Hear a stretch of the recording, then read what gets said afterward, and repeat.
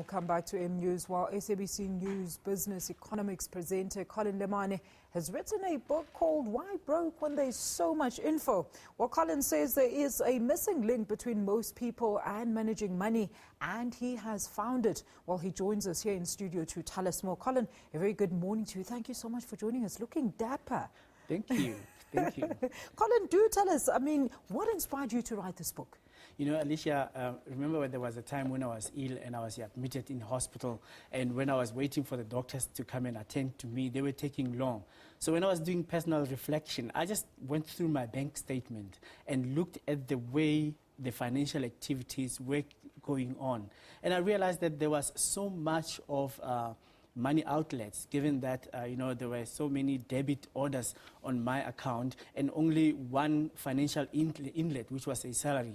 So I realized that I actually lacked a strategy in terms of managing my own personal finances, and that really bothered me as a person. But then I got to realize that that thing was not only applicable to me as an individual, rather everybody was going through that around me. So I figured out that it was important for one to be informed about the finances and to be in charge in terms of how money gets in and the way you budget for it and the way it gets out. So then I really wanted to come up with a way of getting control of my finances instead of my finances controlling me. Then I decided, you know what, let me rather put this down, write it down, and see if it will work out in terms of my debts, the way I budget, the way I spend.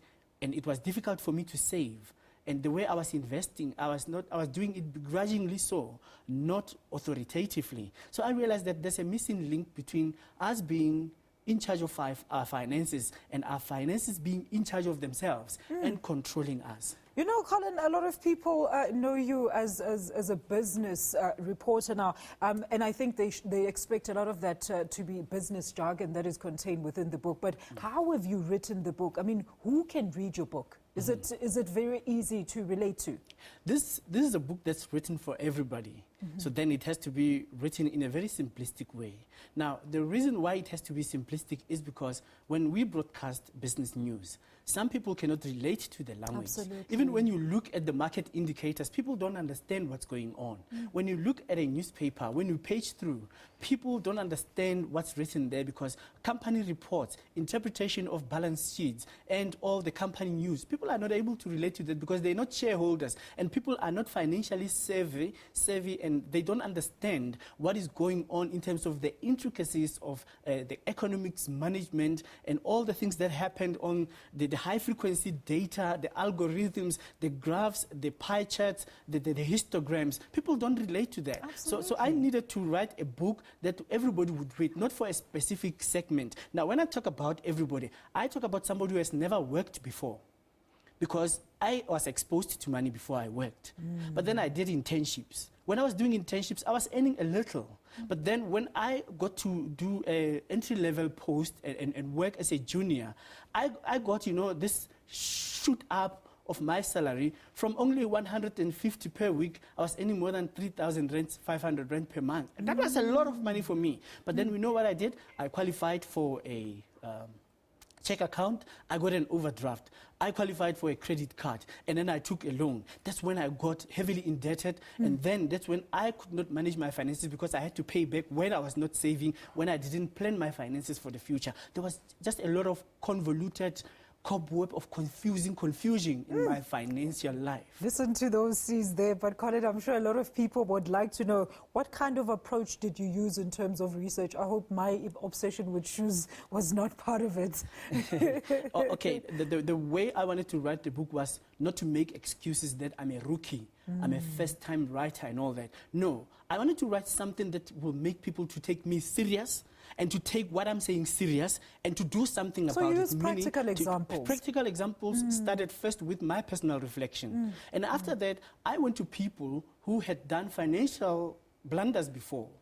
I went to pensioners. I was attending farewell functions of people who were about to retire. I spoke to financial advisors, I spoke to experts, and I went to doctors and professors as well to say, I have a problem statement here, and I want to be empirically objective. Because when I write a book, I don't want it to be just a motivational and an inspirational or a book that will encourage people about anything that is not tangible. I wanted it to be practical. That's why I also did desktop research, and I also went to do institutional research based on what has already been researched before, so that I don't duplicate my research. So it became very important for me to do personal research, desktop research, field research, and then do institutional research, so that I can juxtapose and bring everything closer to home, so that an ordinary person who reads my book doesn't have to be well vested with economics jargon, but rather we simplify all these things. Because if you use terms like, for example, you talk about quantitative easing, you talk about tapering, people would not understand what you're talking about. But I'm saying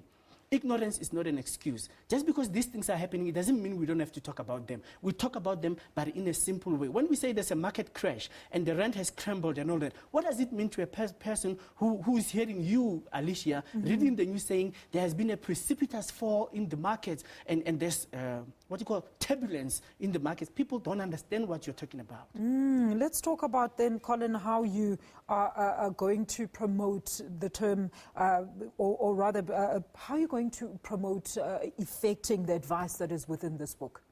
Well, I go around speaking to people. And you know, Alicia, I go to all the places. I don't discriminate. Even a church. I get in church and I say to the pastors, you know what? Pastors encourage people to stick to the word so that they must tithe and they must give. Yes. But the problem is the congregation, most Christians, want to give, but they don't have order in their finances. So you cannot give what you don't have. You need to have order in your finances so that when you say you take out 10% of your salary to give to a church, there must be order in your finances. I mean, like, there was a case, Alicia, when I was still researching my book, where a woman wanted to give a car to the church. But she was in financial disarray. She went to take a loan and then took the car and gave it to the church. But then she couldn't afford to pay the installment. Now there had to be legal intervention and the car had to be repossessed, but it was written in the church's name, but paid by the woman. So you can realize that you need to get your finances in order as a person, as an ordinary person. You don't have to be rich. You don't have to be earning a lot of money, because even people who are earning a lot of money this year have financial problems. Somebody earning 50,000 rand per month has a current account, what do you call this? Access. They have access in their account. They get a loan for about 75,000 rand. And you ask yourself, why is a person earning a lot of money like this but having a shortfall? There is a problem we are having in our society, because people are heavily indebted and then money is controlling them. And they keep on making debt on top of the debt that they do have. But how important, Collen, just to wrap up this interview, how important is such a book during our tough economic times? Well, it is important for everybody, like we are normally told, to tighten our belts. Yes. But then when you tighten our belt, I really want to caution people that what you normally do as an individual, stop portraying the truth as if it's a lie and portraying a lie as if it's the truth. When you are not doing well, just accept your LSM, your living standard measure. Live according, don't live beyond your means, number one. Two, it's better to get rid of debt first and stop living on credit.